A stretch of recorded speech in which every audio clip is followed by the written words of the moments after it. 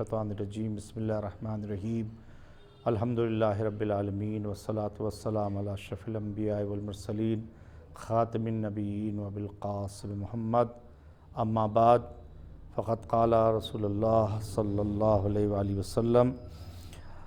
फ़ी आखिर जुम्मत मिन शाबान फ़हमदल्लाह व अस्ना अलैहि सुम्मा क़ाल अय्युहन्नास इन्नहु क़द अज़लमकुम शहरुन फ़ीहि लैलतुन खैर मिन अल्फ़ि शहर व हुवा शहरु रमज़ान फ़रज़ल्लाहु सियामहु व जअला क़ियामहु लैलतुन फ़ीहि कमन ततव्वा बिसलातिन सबईन लैला फ़ीमा सिवा मिन शुहूर व जअला लिमन ततव्वा फ़ीहि बिखस्लतिन मिन ख़िसाल अल खैर वल बिर का अजरिन मिन अद्दा फ़रीदतन मिन फ़राइज़िल्लाह अज़्ज़ा व जल व मन अद्दा फ़रीदतन मिन फ़राइज़िल्लाह काना कमन अद्दा सबईन फ़रीदतन फ़ीमा सिवा मिन शुहूर व हुवा शहरुल सब्र व इन्ना सब्रा सवाबहुल जन्ना व हुवा शहरुल मुआसात व हुवा शहरुन यज़ीदुल्लाहु फ़ी रिज़्क़िल मोमिन व मिन मन फ़त्तरा फ़ीहि मुमिनन साइमन कान लहू बिज़ालिका इंदल्लाहि इत्क़ुर रक़बा। अज़ीज़ान गिरामी, सबसे पहले आप सब की खिदमत में, तमाम नाज़रीन की खिदमत में, मोमिनीन व मोमिनात की खिदमत में माह मुबारक रमज़ान की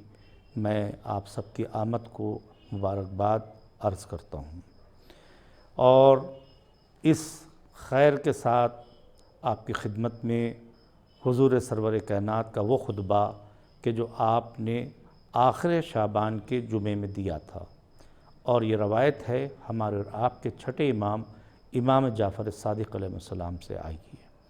लिहाजा मैं सबसे पहले तमाम जितने भी हमारे नाज़रीन हैं उनको इदारा मक़सद हुसैनी की तरफ से, उनके अराकीन की तरफ से सबसे पहले माह मुबारक की क़यामत की पहली रात में आप सबको मैं इस मुबारकबाद के साथ, इस खैर के साथ आप सब से इल्तिजा करता हूँ कि इसको गनीमत समझते हुए इन तमाम रातों को आप अपनी शब क़द्र में तब्दील कर लें। जो आपने शब क़द्र में आपने तब्दील किया और तब्दील करने के बाद आपने अगर इसका वसूल कर लिया उस शब को कि जो शब क़द्र है, तो इंशाअल्लाह ताला आप देखेंगे कि परवरदिगार आलम आपको किस सूरत से तमाम चीज़ों से और तमाम अपनी खैरों से नवाजेगा। बहरहाल आज जो हमारी और आपकी खिदमत में जो बात मुझे अर्ज़ करना है, पहले तो ये इस मुबारकबाद के बाद हुज़ूर सरवर कायनात का वो खुतबा कि जो आपने आखिर शाबान में दिया था उसकी कुछ शरह आपकी खिदमत में अर्ज़ करूँगा और इसी रात के अंदर जो सबसे ज़्यादा ज़रूरी चीज़ होगी वो नियत होगी। माह मुबारक में नौजवानों के लिए नियत कैसे की जाए, जो इस बार पहली बार रोज़ा रख रहे हैं उनको भी पता होना चाहिए कि नियत कैसे करते हैं और नियत किसको कहते हैं, इस पर कुछ रोशनी डालने की कोशिश करूँगा। सबसे पहले जो खुतबे को मैंने आपकी खिदमत में क़िरात किया, इसको आपकी खिदमत में ये रवायत जो आई है, अगर आप देखें ये हमारे और आपके छठे इमाम से आई। क़ाला अबू जाफ़र अलैहिस्सलाम ख़तबा रसूलुल्लाह सल्लल्लाहु अलैहि वसल्लम अन्नासा फ़ी आखिर जुम्मतिन मिन शाबान। आपने ये खुतबा आखिर शाबान के जुम्मे में रसूलुल्लाह ने इरशाद फरमाया, फ़हमदल्लाह व अस्ना अलैहि, परवरदिगार आलम की हम्द व सना की और परवरदिगार आलम की तारीफ़ की। जैसा कि हम और आप जानते हैं कि अगर कुरान मजीद को भी हम और आप लें और लेने के बाद देखें, जो सबसे पहला सूरा है जिसे हम और आप सूरह हम्द के नाम से जानते हैं, सूरह हम्द देखें अगर आप, और देखने के बाद आप रोज़ हर नमाज में, हर मुसलमान जो होता है हर नमाज में इसकी क़िरात करता है। बिस्मिल्लाहिर्रहमानिर्रहीम, शुरू करता हूँ अल्लाह के नाम से जो रहमान है और बहुत ज़्यादा रहम करने वाला है। अल्हम्दुलिल्लाहि रब्बिल आलमीन, तमाम तारीफ़ें उस परवरदिगार आलम के लिए कि जो रब्बुल आलमीन है। देखिए ये सूरा कि जिसके हम और आप तिलावत करते हैं और हर वाजिब नमाज में, चाहे वो सुबह की नमाज़ हो, चाहे वो ज़ोहर असर की नमाज़ हो, चाहे वो मग़रिब इशा की नमाज़ हो, जितनी भी नमाज़ें हैं ان سب میں تمام مسلمانوں کے لیے، مسلمانوں میں متفق علیہ فیصلہ یہ ہے کہ سب کو سب سے پہلا اور دوسری رکعت کے اندر سورہ حمد کی قرأت واجب ہوتی ہے۔ سورہ حمد کے فضائل آپ کو نہیں بتانا ہے یہاں پر مقصود، صرف یہ بتانا ہے کہ ہمارے ائمہ بھی اور ہمارے معصومین بھی جب کوئی خطبہ دیتے تھے،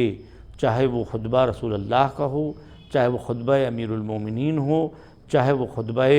امام حسن مجتبیٰ امام حسین ہو، اور چاہے وہ خطبہ بی بی زینب سلام اللہ علیہا ہو، چاہے وہ خطبہ ہمارے اور آپ کے چوتھے امام امام زین العابدین کا ہو، تمام خطبوں کا آغاز اگر ہم دیکھتے ہیں تو پروردگار عالم کی حمد و ثنا کے ساتھ ہوتا ہے۔ یہ طرز کہاں سے معلوم ہوتا ہے؟ یہ طرز پروردگار عالم کی کتاب سے معلوم ہوتا ہے کہ جب ہم نماز پڑھتے ہیں تو اس میں بھی سب سے پہلے الحمدللہ رب العالمین، تمام تعریفیں اس پروردگار عالم کی کہ جو رب العالمین ہے۔ کس صورت کا رب ہے؟ ایک عالم نہیں، یہ جو دیکھ رہے ہیں، ان عالم کے علاوہ بھی بہت سے